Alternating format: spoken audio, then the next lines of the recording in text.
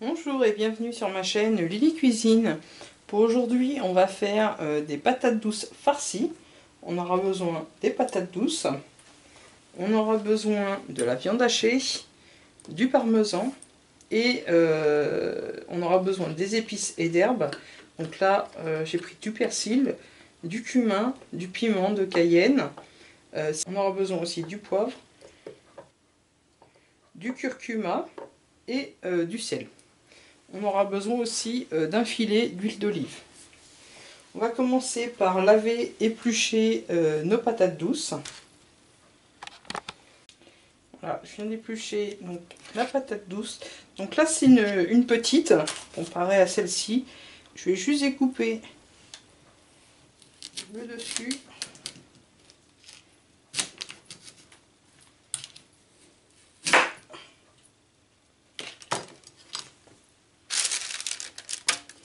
Et on place ceci sur une plaque de cuisson. Voilà, comme ceci, j'ai découpé donc mes patates douces. J'ai découpé le dessous pour faire une surface plate. Et on va cuire ceci pendant 45 minutes à 180 degrés. Voilà, cuisson terminée. Donc là, elles sont encore chaudes, hein, ça vient de sortir du four. Donc ce qu'on va faire, c'est qu'on va creuser la patate douce et enlever une partie de la chair. Et ensuite, on pourra garnir avec notre viande et la patate douce qu'on va mettre en purée. Ensuite, dans une poêle, on va mettre un peu d'huile d'olive ou de l'huile végétale, ce que vous avez. Et on va venir faire cuire notre viande hachée. Quand la viande est quasiment cuite, on va ajouter nos épices.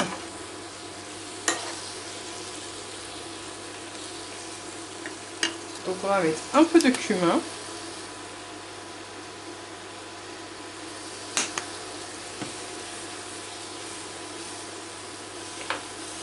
On va mettre un peu de curcuma.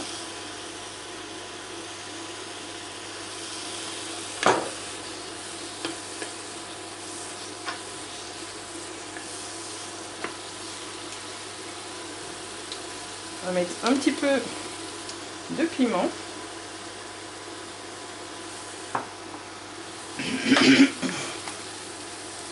On vient rajouter du sel.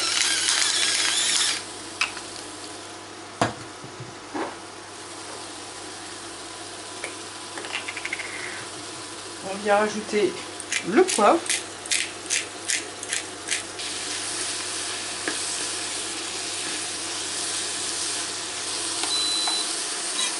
On va débarrasser dans un récipient. On va ajouter un petit peu de parmesan et on va garder pour mettre sur le dessus. On va rajouter notre purée de patates douces. On vient mélanger la viande avec la patate douce. Et maintenant, soit on met en poche à douille, soit à l'aide d'une cuillère, on va venir remplir nos patates douces.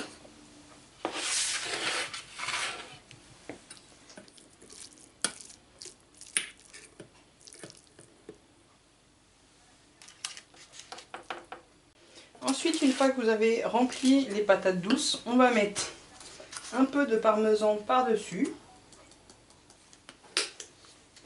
Et on va mettre un petit peu de persil par-dessus. Alors si vous avez du persil frais, bien sûr, vous pouvez en mettre.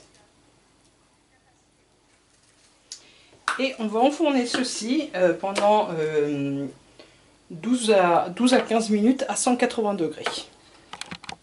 Voilà, après cuisson, j'ai mis donc 12 minutes à 180 degrés. Voici le résultat.